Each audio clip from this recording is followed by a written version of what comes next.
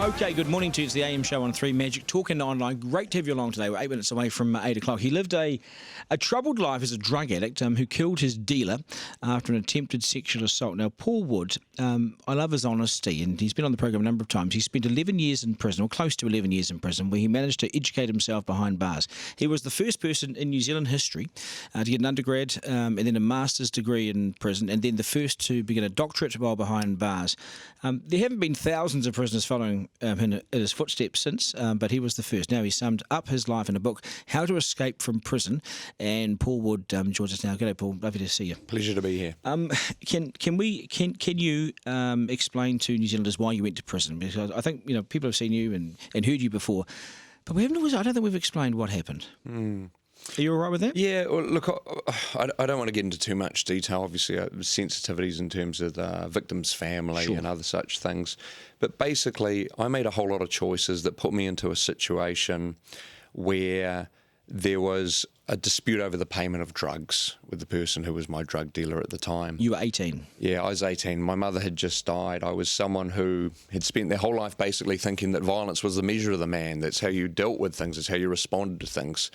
So that was how I responded to any kind of challenge, any kind of situation where I felt uncomfortable. And I ended up in a situation where I responded with far more violence than was required of me in the situation in terms of defending myself, and as a result of that, I earned my place in the New Zealand prison system. And you didn't plead not guilty, I mean, you took your punishment? Well, I did plead not guilty. I mean, look, let's face it, at the time, I would have been the last person in the world to accept responsibility for my actions. I was, like most people, someone who found it much easier to blame everyone else, to blame the situation, to think it was everyone else's fault, to not have to deal with the psychological reality of actually owning my behaviour. That's been quite a journey for me over the years to actually get to that point. Okay, so you went beyond what you should have done in terms of defending yourself, so you've explained that. You went to prison. You did 10 years there, just over 10 years there. The education, when did that come in? I was in my mid-20s, or early to mid-20s, when I started to get an education. Prior to that, I was someone who didn't feel any connection with the education system. I was someone who'd been held back a year at school, didn't think I was capable of achieving educationally, had basically dropped out of school as soon as possible. And a very common pattern, in my sort of early teens, I just started associating with people more and more who were actively involved in crime and spending my time in that way rather than being studious. Did someone force you to do the education, or was it off your own? No, absolutely not. It was something where it had been recommended to me by a number of people over the years. John Barlow was a really important mentor for me when I was in prison, and he was someone from the earliest point was always encouraging me to spend my time positively.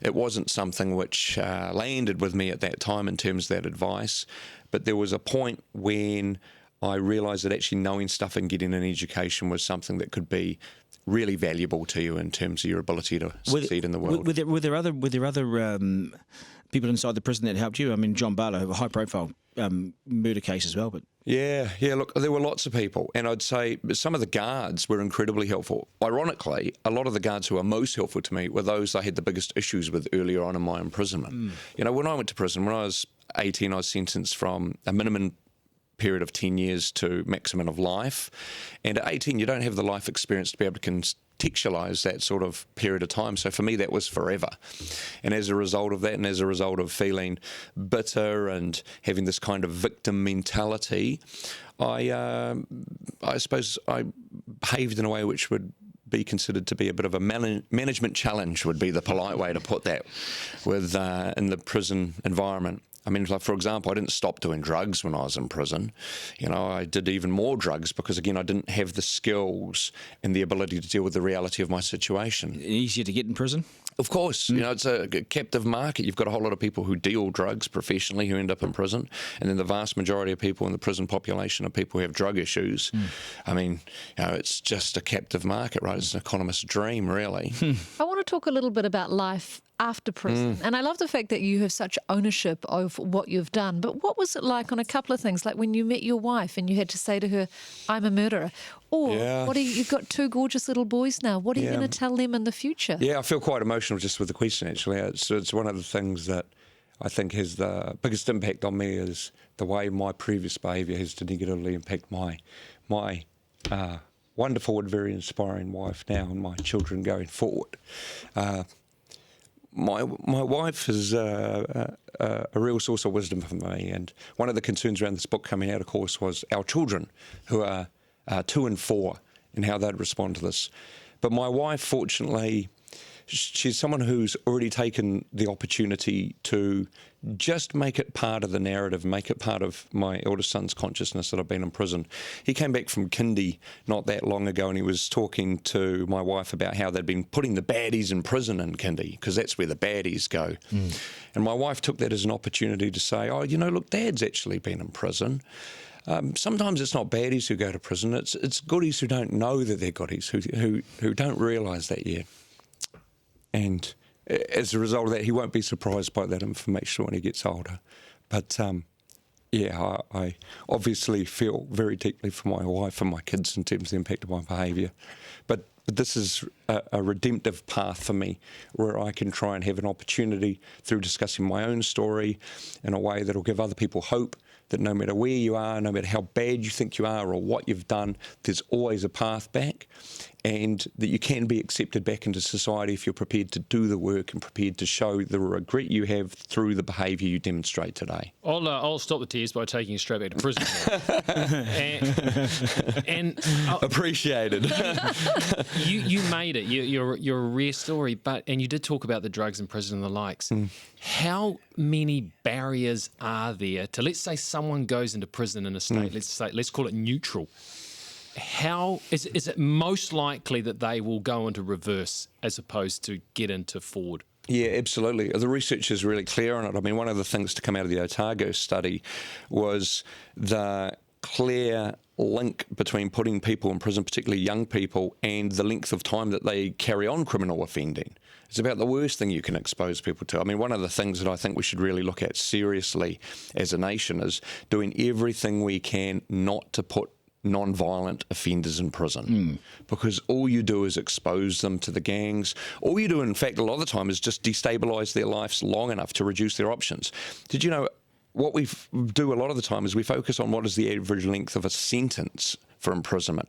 But actually, the most damaging part of imprisonment a lot of the time is remand. People end up on remand for about 2 to 3 weeks. They don't end up sentenced to imprisonment. It's a terrible but place. within that 2 to 3 weeks, you've got the opportunity to lose your job, to lose your accommodation, to lose all of the life stability factors that might actually make it easier to actually be a better citizen. We have to wrap this up. I'd love to, not that I disrespect the panel after 8 o'clock, because they're great New Zealanders and I want them on, but I would love you to hang around and have another half an hour here with us.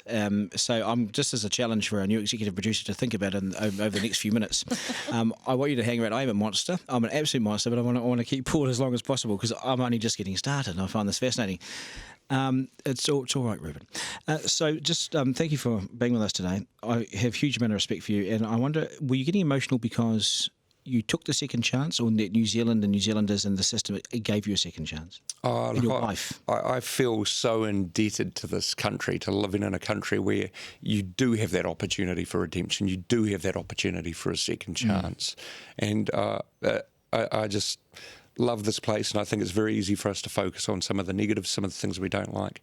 But it really is the best country in the world. You've got my utmost respect, and I trust you as well as New Zealander. I appreciate your time on the program. All the very best. You're always welcome back. Pleasure. You may not be going anywhere if Ruben, sorts these things out. We can't get rid of the block people because they're in their own sort of special form of incarceration right now. That's it. Yeah, I think we've just found a vacancy. Thank you, well, Mark. I mean, and the warden, the warden up at the block, a horrible man. That's Paul Wood, convicted murderer and now author, and a very decent and good law-abiding New Zealander. It's the AM show. It's Tuesday, the 25th of June.